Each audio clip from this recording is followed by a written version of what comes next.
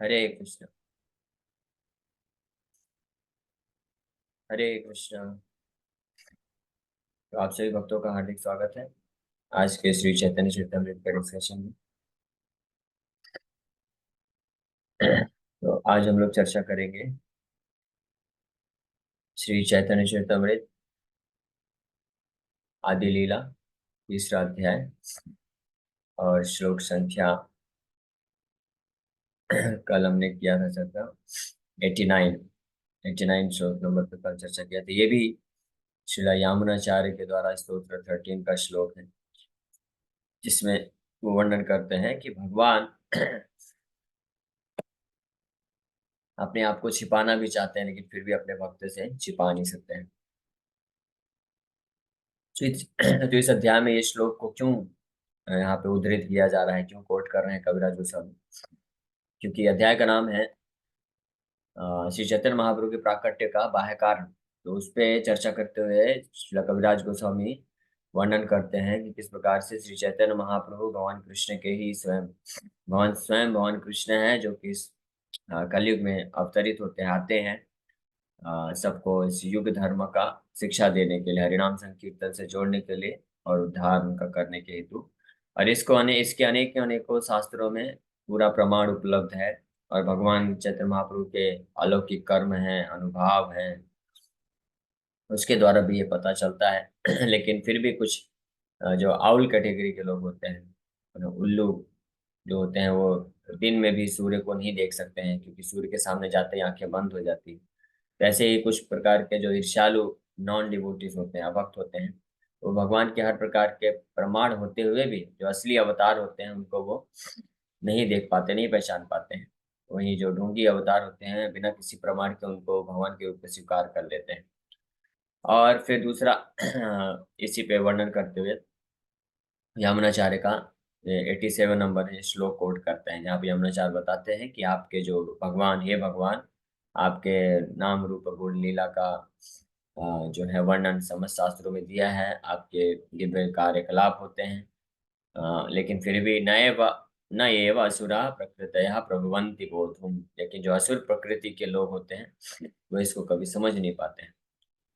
तो एक तरफ तो कविराज गोस्वामी ये बताते हैं कि जो असुर प्रवृत्ति के लोग होते हैं, कितने भी प्रमाण हो फिर भी वो समझ नहीं पाते हैं। जैसे कंस, कंस असुर प्रवृत्ति का था, तो भगवान कृष्ण पूरी तरह से प्रूफ कर दिए। 6 दिन के बालक ही जो है पूतना नामक इतनी विशाल राक्षसी का वध कर दिए। तो कंस को समझ जाना चाहिए था कि ये कोई साधारण बालक नहीं है, ये स्वयं भगवान है ना। ऑलरेडी भविष्यवाणी कर दिया गया था, देवी माता देवी ने भी अ, भविष्यवाणी किया था।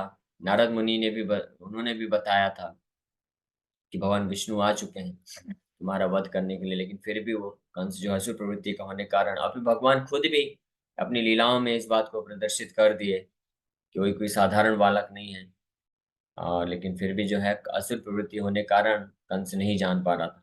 वहीं दूसरी ओर भक्त के बारे में बता रहे हैं कि अगर भगवान अपने आप को छुपाना भी चाहे तो भी भगवान पश्यन्ति केचित् अनिसम तदनन्य भाव, लेकिन अनन्य भाव में भक्ति रखने कारण, भगवान से प्रेम होने कारण वो बड़े आसानी से समझ जाते हैं कि ये कौन है, ये मेरे भगवान ही है।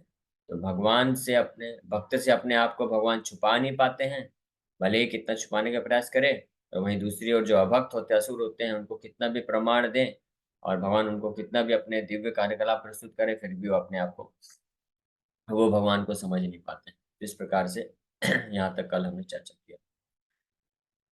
अब आगे वर्णन कर रहे हैं। असुर स्वभावे कृष्ण कभु नहीं जाने, लुकाए ते नारे कृष्ण भक्त जन स्थाने। Those whose nature is demonic cannot know Krishna at any time। यानी असुर स्वभाव वाले व्यक्ति, असुर स्वभावे कृष्ण कभू नहीं जाने, असुर स्वभाव के व्यक्ति कभी नहीं जान पाते हैं भगवान को। But he can not hide himself from his pure devotees, लुकाईते नारे कृष्ण भक्त जन स्थाने, लेकिन भक्त जन के पास जो है भगवान अपने आप को छुपा नहीं पाते। People who develop the nature of asuras like Ravana and Hiranyakashipu can never know Krishna, the personality of Godhead, by challenging the authority of Godhead। But Shri Krishna can not hide himself from his pure devotees. ये हमने चर्चा किया। अब ये पद्म पुराण का श्लोक coat कर रहे हैं श्रीला कविराज गोस्वामी, जिसमें असुर कौन है, कौन राक्षस है, कौन देवता है, उसका परिभाषा दिया गया है। ये बहुत महत्वपूर्ण श्लोक है कि अगर हमको जानना है कि क्या हम असुर है या देवता है, या अन्य लोग भी वो असुर है या देवता है, तो उसका मापदंड इस श्लोक में दिया हुआ है। उसकी परिभाषा इस श्लोक में वर्णन किया गया है। केवल कोई बहुत जो है सुंदर दिखता है, बहुत ऐश्वर्य में रहता है, बहुत अच्छे से विनम्रता से बात करता है, मधुर वाणी में है जिसकी है, तो केवल वही देवता ऐसा नहीं है, ऐसे लोग भी असुर हो सकते हैं। और कई बार कोई बहुत ही दिखने में बहुत भद्दा है, और कई बार उसका बात करने का तरीका उतना अच्छा नहीं है, या उसको बोले पॉलिश्ड नहीं, पॉलिश्ड, ऐसे बोल सकते हैं कि बोलते हैं ना कि आप किस तरह से रहते हो, आप गांव में रहने वाले व्यक्ति हो क्या, इस तरह से आचरण करते हो, इस तरह से बात करते हो। तो वो जो है वो व्यक्ति असुर नहीं कहलाता, वो भी देवता हो सकता है। जैसे ब्रज की गोपियां, वो तो गांव की साधारण स्त्रियां थी, ग्वालिन थी, उनको इतना वैदिक सभ्यता ये सब नहीं मालूम था, मतलब जो सिटी में रहने वाली जो रानियों के समान, लेकिन फिर भी वो सर्वश्रेष्ठ भक्त हुई भगवान की, क्योंकि भगवान के प्रति दिव्य प्रेम था। तो यहाँ पे भी उसी प्रकार से इस संसार के लोगों को दो दो कैटेगरी के लोग हमेशा पाए जाते हैं, देवता और असुर। तो असुर कौन है, देवता कौन है, इस श्लोक में ये परिभाषा दिया जा रहा है। ये पद्म पुराण का श्लोक है। द्वाभूत सर्गौ लोकेऽस्मिन् दैवासुर एव च विष्णुभक्तः स्मृतो दैवा आसुरस्तद्विपर्यया। द्वाभूत सर्गौ लोकेऽस्मिन्, there are two classes of men in this created world। द्वा मतलब दो, भूत सर्ग भूत मतलब जीवात्माएं, लोक के अस्मिन इस जगत में दो प्रकार के लोग होते हैं, दैव यानी देवता, असुर मतलब राक्षस, एवचा, और one consist of the demonic and the other by of the godly. The devotees of Lord Vishnu are godly, whereas those who are just the opposite are called demons। Vishnu भक्ता स्मृतो दैवा, जो भी विष्णु भक्त है वही देवता है, वो देवताओं के नाम, वो देवता के नाम से जाना जाता है। आसुरस्तद विपर्य, जो असुर होते हैं तद विपर्य मतलब उसके विपरीत जो है वो असुर कहलाते हैं। तो ये क्लियर कट डेफिनेशन, बड़े स्पष्ट रूप में ये परिभाषा यहाँ पे दी जा रही है कि कौन अच्छे दिव्य गुण देवता है और कौन असुर है या राक्षस है। देवता मतलब जिसके पास यस्यास्ति अस्ति गुण, यस्यास्ति अस्ति भगवत या किंचन सर्वै गुण तत्र समासते सुरा। यानी किनके पास, किनका अच्छा आचरण है, किनके पास अच्छे गुण हैं, हाँ, और कौन देवता है, उसका डेफिनेशन है कि विष्णु भक्त स्मृतो दैवा। अगर वो भगवान विष्णु का भक्त है तो उसके पास सारे अच्छे गुण हैं, और वो देवता की कैटेगरी में रखा जाता है। आसुरस्तद विपर्य, और जो भगवान विष्णु का भक्त नहीं है, नास्तिक है, भले ही कितना अच्छा उसका आचरण हो, व्यवहार हो, वो दिखने में कितना सुंदर हो, बहुत ऐश्वर्य हो, बहुत ही पॉलिश्ड वे ऑफ उसका डीलिंग हो, लेकिन फिर भी वो क्या है, असुर के रूप में उसको जानना चाहिए। ये हम लोग नहीं बोल रहे हैं, ये पद्म पुराण का श्लोक है, बड़े स्पष्ट रूप में। अब कोई प्रश्न कर सकता है कि क्या जो व्यक्ति भगवान विष्णु का भक्त तो है, भक्ति तो कर रहा है, नाम जप कर रहा है, लेकिन उसका आचरण इतना खराब क्यों रहता है, वो इतना क्रोधित क्यों कर रहता है, उसका व्यवहार इतना बुरा क्यों रहता है, वैसे बातचीत ऐसे क्यों करता है ना। अगर वो देवता है तो उसका आचरण अच्छा होना चाहिए, तो उसको देवता फिर क्यों बोला जा रहा है। नहीं, वो फिर भी देवता उसको मानना चाहिए, यानी अच्छा अच्छा आचरण वाला मानना चाहिए। अभी वो भगवान विष्णु की भक्ति में लगा है, लेकिन कुछ पूर्व संस्कार के कारण वो जो है कुछ गलत आचरण उससे प्रकट होता है, लेकिन क्योंकि वो सही मार्ग में लगा हुआ है, भगवान की आराधना कर रहा है, नाम जप कर रहा है, धीरे धीरे वो भी स्वच्छ हो जाएगा, शुद्ध हो जाएगा, और उसके आचरण में भी इम्प्रूवमेंट आ जाएगा। ये हमको अंडरस्टैंडिंग समझ होनी चाहिए। इसका मतलब ये नहीं बोला जा रहा है कि हम भक्ति कर रहे हैं तो हम किसी के साथ भी बुरा व्यवहार भी कर सकते हैं, है ना, तब तब भी हम भक्त कहलाएंगे या देवता कहलाएंगे, वो बात नहीं की जा रही है ना, वैसा हमको नहीं करना है। लेकिन हमको अगर हम देखते हैं कोई दूसरा व्यक्ति जो भक्ति तो कर रहा है, 16 माला जब भी कर रहा है आचरण, लेकिन कभी कभी उसका आचरण जो है उचित नहीं रहता है।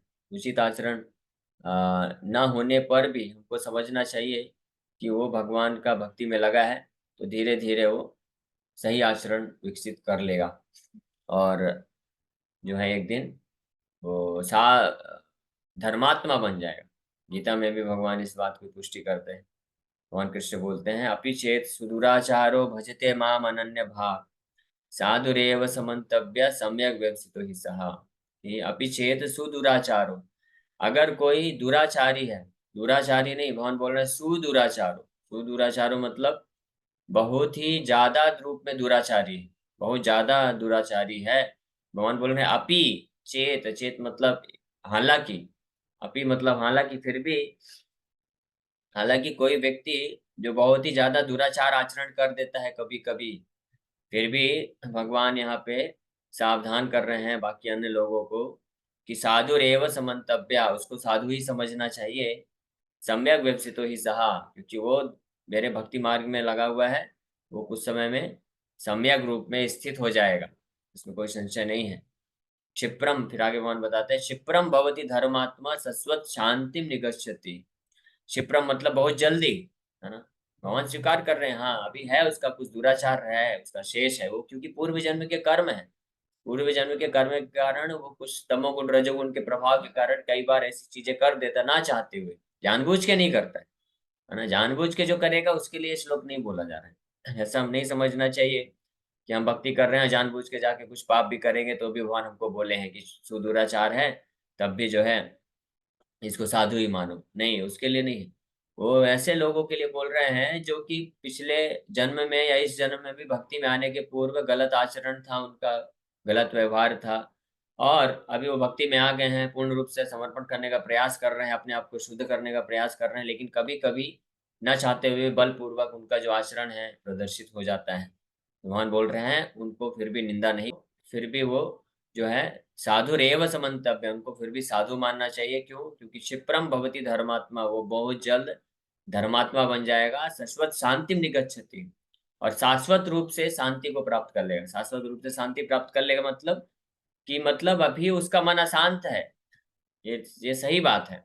वो जो है वो कई अनर्थों से जूझ रहा है, बहुत सारी का भौतिक इच्छाएं हैं, अनर्थ है, काम क्रोध लोभ मोह मद मत्सर हैं, जो बार बार उसके हृदय में प्रकट कर रहे हैं। लेकिन क्योंकि वो मेरे शुद्ध भक्ति मार्ग में लगा हुआ है, तो धीरे धीरे इस भक्ति के प्रोसेस को पालन करते हुए मेरी कृपा से वो सारे अनर्थों से मुक्त हो जाएगा और शाश्वत शांति को प्राप्त कर लेगा। मतलब कि उसका मन पूरी तरह से जो चंचल है या भी कभी कभी विचलित हो जाता है, पूरा शांत हो जाएगा और केवल मेरे चरण कमलों की सेवा में लग जाएगा। इसलिए वो क्षिप्रम भवति धर्मात्मा, और ये कार्य करने में कितना टाइम लगेगा? क्षिप्रम, क्षिप्रम मतलब बहुत जल्द हो जाएगा अगर वो भक्ति मार्ग को नहीं छोड़ता है। क्षिप्रम भवति धर्मात्मा कौन्तेय प्रतिजानी न मे भक्ता प्रणश्यति। इसलिए कौंती पुत्र डिक्लेयर करो, ये घोषणा कर दो कि मेरे भक्त को कभी विनाश नहीं होगा। तो गीता में भी भगवान इस बात को कंफर्मेशन देते हैं कि कई बार कोई व्यक्ति है जो भक्ति मार्ग में आता है, लेकिन उसके पूर्व संस्कार, पूर्व जन्म के ऐसी जन्म में भक्ति आने के पूर्व वो गलत आदतों में फंसा हुआ था, जिसके कारण भक्ति तो कर रहा है, वो प्रयास तो कर रहा है, लेकिन कई बार ना चाहते हुए अनजाने में, अनजाने में, जानबूझ करके नहीं, अनजाने में वो कुछ गलत कर देता है, किसी के साथ गलत व्यवहार कर देता है, क्रोध प्रकट कर देता है, तो उसको जो है हमको नेग्लेक्ट कर देना चाहिए, है ना। उसका केवल जो अच्छा गुण है कि वो भगवान को फिर भी समर्पण कर रहा है, भगवान की सेवा में लगा हुआ है, भगवान के नाम का जप कर रहा है, भगवान की शिक्षाओं का पालन करने का प्रयास कर रहा है, तो उस गुण को लेकर के उसको हमको फिर भी दूर से प्रणाम करना चाहिए, दूर से प्रणाम करना चाहिए, पास नहीं जाना चाहिए। कहने का मतलब ये है कि हमको हृदय में, मन में उसके प्रति कुछ निंदा का भाव नहीं रखना चाहिए, लेकिन उससे उसका संग भी नहीं करना चाहिए, क्योंकि वो अभी ऐसी स्थिति में है, क्योंकि अनर्थों से, बहुत सारे अनर्थों से जूझ रहा है, तो वो हमको प्रॉपर तरीके से संग दे करके हमको भक्ति में आगे नहीं बढ़ा सकता है। ये भी एक बात है। तो इसलिए हमको उसका संग भी नहीं करना चाहिए, लेकिन उसका निंदा भी नहीं करना चाहिए। उसको हमको दूर से प्रणाम करना चाहिए और ये समझना चाहिए कि हाँ, क्षिप्रम भवति धर्मात्मा सत्पुरुष शांति निगच्छति, कि हाँ धीरे धीरे वो धर्मात्मा बन जाएगा, एक दिन भगवान के भक्ति योग में लगा हुआ है ना। लेकिन हमको अपने भक्ति में आगे बढ़ने के लिए हमको किसी ऐसे साधु या ऐसे वैष्णव ऐसे भक्त का संग लेना चाहिए जो वास्तव में क्षिप्रम भवति धर्मात्मा हो गया है, यानी जो धर्मात्मा बन चुके हैं, यानी जिनका आचरण भी सही है, जिनका मन भी शांत है, जिनका वाणी में नियंत्रण भी है, अपशब्द नहीं बोलते हैं, जो जिनका व्यवहार उचित है, और जो शास्त्रों को बड़ी सख्ती से पालन करते हैं अपने जीवन में, जो भगवान के प्रति समर्पण का पूर्ण भाव रखते हैं, जो स्वभाव में विनम्र होते हैं, है ना, और जो शुद्धता से अपनी जो शिक्षा है, भगवत शिक्षा का पालन करते हैं। तो ऐसे भक्तों का संग लाभ करके हमको भक्ति में आगे बढ़ना चाहिए। इसके विषय में रूप गोस्वामी उपदेशामृत ग्रंथ में बताते हैं कि 3 प्रकार के वैष्णव होते हैं। तो जो सबसे पहला कैटेगरी के वैष्णव होते हैं, भक्त होते हैं, जो कि अभी पूर्ण रूप से शुद्ध नहीं है, लेकिन वो सिंसियरली, ईमानदारी से प्रयास कर रहे हैं शुद्ध अपने आप को करने का, तो उनको हमको प्रणाम करना चाहिए, दूर से सम्मान करना चाहिए, उनका निंदा कभी नहीं करना चाहिए। लेकिन साथ ही साथ में हमको किन किन भक्त का संग करना चाहिए कि जो भक्त उत्तम अधिकारी हैं, जिनका हृदय शुद्ध है, उनसे हमको शिक्षा, उपदेश, ज्ञान प्राप्त करके उनके मार्गदर्शन में रह के हमको आगे भक्ति में बढ़ना चाहिए। तो इस प्रकार से ये इंस्ट्रक्शन है। तो यहाँ पे लेकिन ये स्पष्ट बात है कि कविराज गोस्वामी इस श्लोक में पद्म पुराण से श्लोक कोट करते हुए बता रहे हैं कि 2 प्रकार के होते हैं लोग, देवता और असुर। तो ऐसे लोग भी देवता की कैटेगरी में आते रखे जाते हैं, जो जिनका आचरण अभी उतना उचित नहीं है, लेकिन जो प्रयास कर रहे हैं, भगवान विष्णु के भक्त हैं। वहीं दूसरी ओर ऐसे लोग आसुरस्तद विपर्या, जो कि बाहर से तो आचरण बहुत अच्छा अच्छा दिखाते हैं, बड़े प्रेम से बात करते हैं, मधुर वाणी होती है, और यहाँ तक कि कुछ लोग जेन्युइनली, यानी सही उचित रूप में सच में अच्छे मन के भाव से लोगों का मदद करना चाहते हैं। ये अच्छा गुण है, ठीक है कि वो अच्छा मदद करना चाहते हैं, बट वास्तव में अगर वो भगवान विष्णु को नहीं मानते हैं, भगवान को समर्पण नहीं करना चाहते हैं, नास्तिक हैं, वो सोचते हैं कि वही हम जो कर्म करते हैं उसी का हमको फल मिलता है, बस कोई भगवान भगवान नहीं है, या भगवान अगर हैं भी तो हम जो कर्म करेंगे हमको वैसे उनको देना ही पड़ेगा। इस प्रकार की विचारधारा जो रखते हैं वो असुर ही कहलाते हैं, राक्षस ही कहलाते हैं। तो इस प्रकार से बहुत ही स्पष्ट रूप में ये वर्णन किया गया है। जैसे रावण है, तो रावण ऐसा नहीं कि उसका वो दिखने में बहुत भद्दा दिखता था, वो बहुत सुंदर दिखता था, वर्णन है, बहुत शक्तिशाली था और शास्त्रों का ज्ञाता भी था, यानी शास्त्रों का अच्छा ज्ञान भी रखता। लेकिन फिर भी असुर क्यों बोला गया? क्योंकि भगवान रामचंद्र के विरोध में था इसलिए असुर की कैटेगरी में रखा गया। Purport. This is a verse from the Padma Puran. Vishnu Bhaktas or devotees in Krishna consciousness are known as Devas, demigods, Devata. Atheists who do not believe in God or who declare themselves God are Asuras, demons. Asuras always engage in atheistic material activities, exploring ways to utilize the resources of matter to enjoy self gratification. The Vishnu Bhaktas, Krishna conscious devotees, are also active, but their objective is to satisfy the Supreme Personality of Godhead by devotional service. Superficially, both classes may appear to work in the same way, but their purposes are completely opposite because of a difference in consciousness. Asuras work for personal sense gratification, whereas devotees work for the satisfaction of the Supreme Lord. Both work conscientiously, but their motives are different. तो इस श्लोक में यहाँ पे प्रभुपाद जी वर्णन कर रहे हैं कि जो असुर होते हैं उनका हमेशा ये प्रयास रहता है, वो भी बहुत प्रयास करते हैं, लेकिन वो किसके लिए? अपने खुद के एंजॉय को भोग करने के लिए, इंद्र तृप्ति के भोग के लिए। डिवोटीज होते हैं, वो भी कई बार देखे जाते हैं कि वो भी बहुत प्रयास कर रहे हैं, बड़े बड़े मंदिर बना रहे हैं, बिल्डिंग, और जैसे प्रभुपाद जी 70-75 साल की उम्र में पूरे विश्व का भ्रमण कर रहे हैं, 11 साल में 14 बार पूरे पृथ्वी का चक्कर लगाया प्रभुपाद जी। ये रिकॉर्ड है अपने आप में एक, इतना कोई बड़ा बड़ा से बड़ा बिजनेसमैन भी इतना नहीं करता है, और 11 साल के अंदर 108 ब्रांचेस खोल दिए, ये भी एक रिकॉर्ड है। और तीसरा रिकॉर्ड कि 11 साल के अंदर 40 रुपए से 40 करोड़ का जो है ये इतना बड़ा सेटअप इस्टेब्लिश कर दिए, और 10,000 एम्प्लॉयज डिवोटीज, 10,000 शिष्यों को दीक्षा दिए। तो इतना वर्क किया, इतना तो कोई बिजनेसमैन भी इतना नहीं कर पाता है, लेकिन वो प्रभुपाद जी ने किया किसके लिए? भगवान कृष्ण की प्रसन्नता के लिए। इसलिए प्रभुपाद जी जो है देवता हैं, देवता से भी श्रेष्ठ शुद्ध भक्त होता है। और वहीं जो असुर होते हैं वो भी खूब मेहनत करते हैं, लेकिन अपने खुद के भोग के लिए करते हैं। तो ये एक डिफरेंस बताया गया।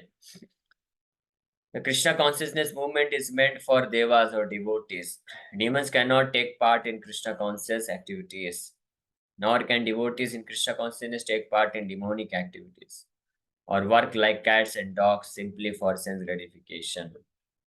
है ना? जैसे कई बार कुछ लोग बोलते हैं, तो यहाँ पे प्रभा जी बता रहे हैं कि ये जो कृष्णा भावनामृत आंदोलन है, ये देवताओं के लिए है। केवल देवता प्रवृत्ति के लोग ही जो है इस कृष्णा कॉन्शियस एक्टिविटी को कर सकते हैं, कृष्ण भावनामृत में कार्य कर सकते हैं। और जो असुर होते हैं वो कृष्ण भावनामृत कार्य में कभी इंटरेस्ट नहीं लेंगे। वो कौन से किस में इंटरेस्ट लेंगे? वो जो आसुरी प्रवृत्ति के कार्य होते हैं, लाइक कैट्स एंड डॉग्स, रूपा जी लिख रहे हैं कुत्ते और बिल्ली की तरह जो है वो उस प्रकार के कार्य में लगे रहते हैं। तो कई बार इस प्रकार के आसुरी प्रवृत्ति के लोग होते हैं, वो बोलते हैं कि जो भक्त हैं, भक्त बन गए हैं, दे आर स्केपिस्ट, है ना, कि ये भगौड़े हैं, ये सब कुछ संसार को छोड़ के भाग गए हैं, अपना कर्म को छोड़ के भाग गए। लेकिन वास्तव में डिवोटीज स्केपिस्ट नहीं है, भगौड़े नहीं है। हाँ, अगर भगौड़े हैं भी, स्केपिस्ट है, तो उन्होंने क्या स्केप किया है? डिमोनिक एक्टिविटीज को स्केप कर दिया है। जो आसुरी प्रवृत्ति के कार्य हैं उनको भक्तों ने छोड़ दिया है, जिससे केवल इस संसार में खुद को भी और अन्य लोगों को दुख प्राप्त होता है। तो ऐसे आसुरी प्रवृत्ति के कार्यों को छोड़ के भागते हैं भक्त, लेकिन वो जो भगवान की सेवा है, भगवान के प्रति जो कार्य है उसको करने के लिए तत्पर होते हैं। वहीं जो डीमंस होते हैं, जो भक्त नहीं है, असुर हैं, वो लोग भी स्केपिस्ट हैं, वो भी भागते हैं, वो भी भगौड़े हैं। तो वो क्या छोड़ के भागते हैं? वो भगवान की सेवा और कार्य को छोड़ के भाग जाते हैं। और इस संसार में लाइक कैट्स एंड डॉग्स, जैसे प्रभुपाद जी लिख रहे हैं, कुत्ते और बिल्ली की तरह जो है केवल अपना तथा अपने परिवार वालों का ही केवल जो पालन पोषण, इंद्र तृप्ति के लिए कार्य करते हैं। तो ऐसे लोगों को आसुरी प्रवृत्ति का बोला गया है। लेकिन ध्यान देने वाली बात है कि जो भक्त होता है, भले ही वो गृहस्थ हो, अपने परिवार वालों का पालन पोषण करने में लगा हो, मेहनत कर रहा हो, लेकिन उसकी यहाँ पे चेतना की बात की जा रही है, यहाँ पे आश्रम या व्यक्ति के कार्यकलाप की बात नहीं की जा रही। हाँ, जो भक्त भी है उसी प्रकार का कार्य करेगा। जो भक्त है, गृहस्थ भक्त होता है, वो भी जाता है, पैसे कमाता है, घर बनाता है, परिवार वालों का पालन पोषण करता है। तो दिखने में कार्य एक जैसा दिखता है, लेकिन वो भक्त देवता है, क्योंकि वो ये सब कार्य कर रहा है भगवान की प्रसन्नता के लिए। वो इसलिए कर रहा है ताकि हमारा जीवन, हमारे परिवार वालों का जीवन अच्छे से चलेगा, तो हम भक्ति भी अच्छे से कर पाएंगे। इस उद्देश्य से कर रहा है, तो इसलिए वो ऐसा भक्त जो है उस वो जानवर की तरह नहीं है। वो देवता है। और लेकिन जो लोग अपना तथा अपने परिवार वालों का भरण पोषण केवल इस उद्देश्य से करते हैं कि कितना ज्यादा से ज्यादा केवल भौतिक इंद्रिय हमको तृप्त कर सके, भौतिक सुख भोग सके, और उनको कोई इंटरेस्ट नहीं होता है भगवान की भक्ति में आगे बढ़ने के लिए, तो ऐसे लोगों को जानवर के जैसे कंपेयर किया गया है, या असुर के प्रवृत्ति के होते हैं। Such activity does not avail to those in Krishna consciousness. और जो भक्त होते हैं वो इस प्रकार से कभी कार्य नहीं करते हैं। Devotees accept only the bare necessities of life to keep themselves fit to act in Krishna consciousness. The balance of their energy is used for developing Krishna consciousness, through which one can be transferred to the abode of Krishna by always thinking of him, even at the point of death.